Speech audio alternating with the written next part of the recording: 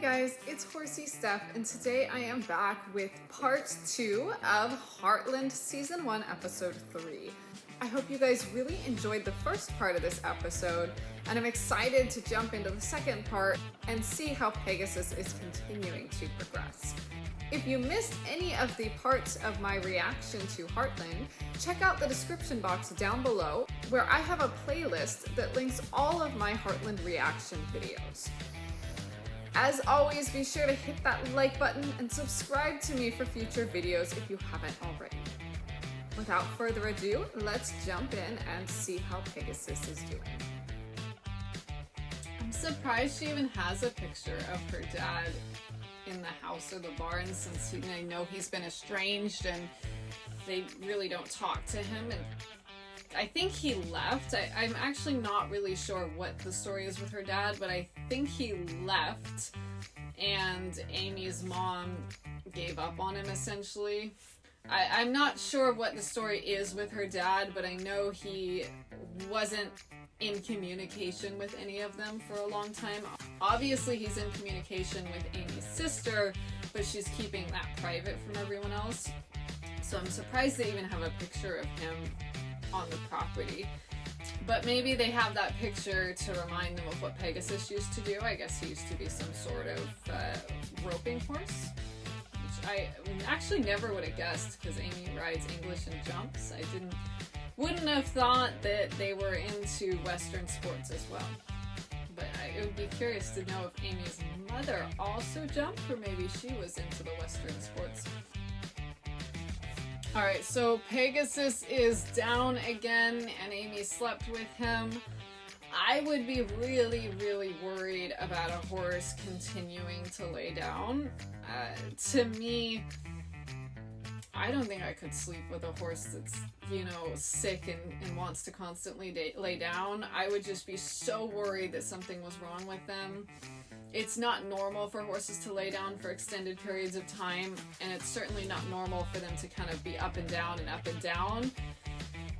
So I would be pretty concerned that this is some sort of severe colic or other issue and the horse is in so much distress that he just can't bear to keep standing.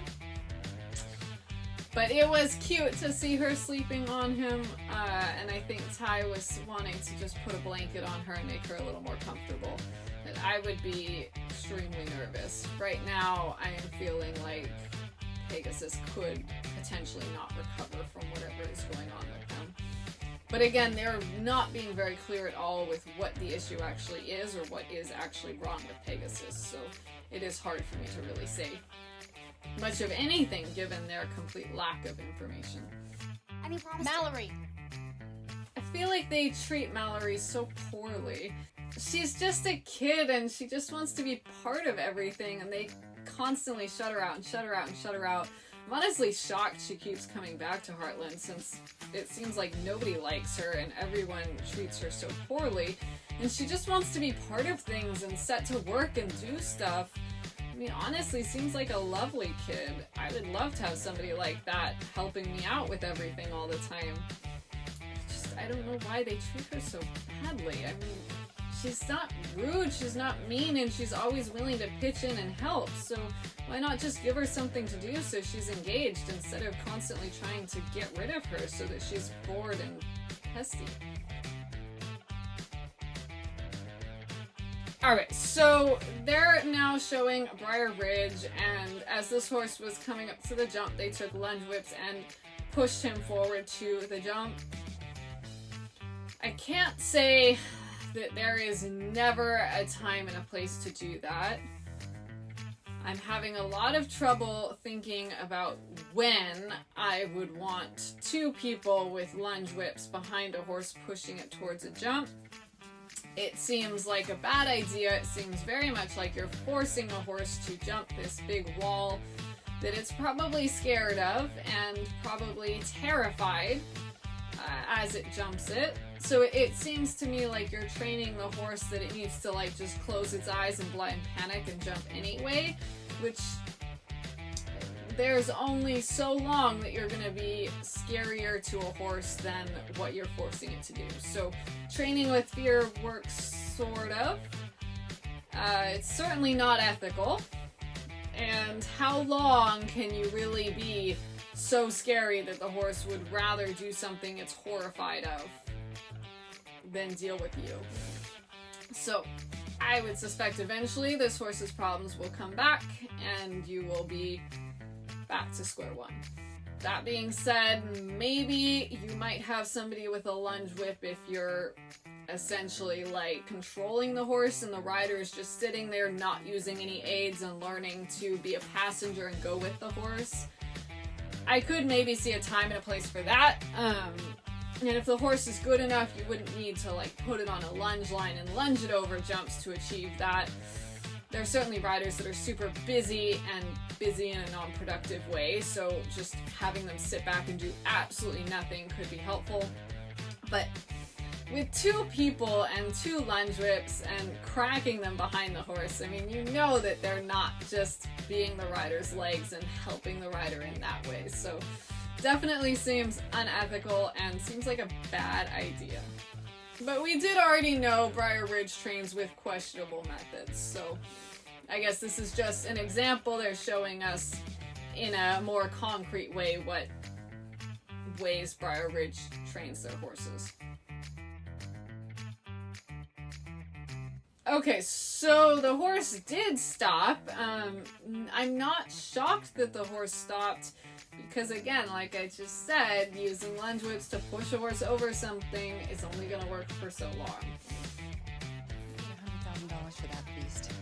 Alright, so her solution to this problem is to take the horse around again. Like, just repeating something that isn't working over and over again will eventually get it to work. Not accurate and definitely not a good idea. You should be adjusting what you're doing is not working, so what can I do differently that will work better?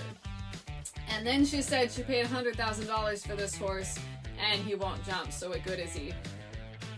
Well, just because you spent a lot of money doesn't mean the horse will be useful, successful, do the job you're asking it. A famous example is Green Monkey, the thoroughbred racehorse that was bought for millions. I can't off the top of my head think of how many, but so much money, and he became famous as the most expensive horse to do absolutely nothing because he was so bad.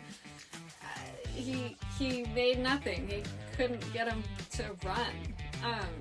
So spending money doesn't make a horse be good at a job, and the horse doesn't owe you anything just because you spent a lot of money on them. You spent the money thinking the horse was valuable, so that was on you if the horse wasn't valuable. That being said, I'm sure spending $100,000 on a jumper, I'm sure this horse was jumping and was successful on some level before they bought it, because you would never spend $100,000 on a unstarted, unproven jumper.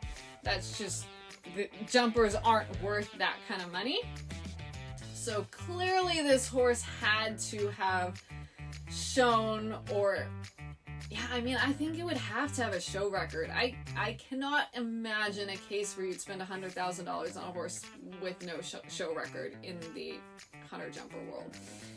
So my best guess would be this horse doesn't like how they ride it and train it, and that's why it's stopping. However it was trained initially is different from how it's being ridden and trained now, and it doesn't understand or doesn't like this method, therefore it's not performing as well as it was in its previous home. Which is a very common thing. You take a horse from something that it's familiar with that works for it, and you change everything up, and you can have all of these problems come up because whatever was making the horse do well in its previous home is no longer there for it here, or just it's being ridden and handled differently. So weird he's not eating though. When my mom gets depressed, she doesn't stop eating. It's not weird to me that if Pegasus is depressed, he's not eating. You kind of have like half of people when they're depressed eat tons and tons and tons, and the other half eat nothing. So really just depends on the individual, and I'm sure with horses it's kind of the same idea. Although I don't know that most people would recognize it as depression if a horse just was constantly eating, because they're built for that. They should be doing that. So certainly you would more associate depression with lack of appetite in horses. He actually looks quite content here. I'm not sure what hanging around watching Pegasus 24/7 is doing for him if he's depressed. I would be trying to take him out of his stall, give him something to do, maybe give him a friend, anything that might help his depression, because just sitting there watching him, if he truly is depressed, what are you doing for him and how is that going to help him? Depression isn't cured by being watched. Depression is cured by finding joy, so you need to give him opportunities to find joy. I'm so relieved that it seems Pegasus is depressed, not seriously ill, although I am still worried that if they don't start doing something differently, he's not going to recover. So I'm hoping, crossing my fingers, that he will make it through this episode and they will figure out something they can do to make him feel a little better as we move forward through the rest of this episode. I hope you guys really enjoyed this reaction video and have a wonderful rest of your day. I will see you all tomorrow. Bye.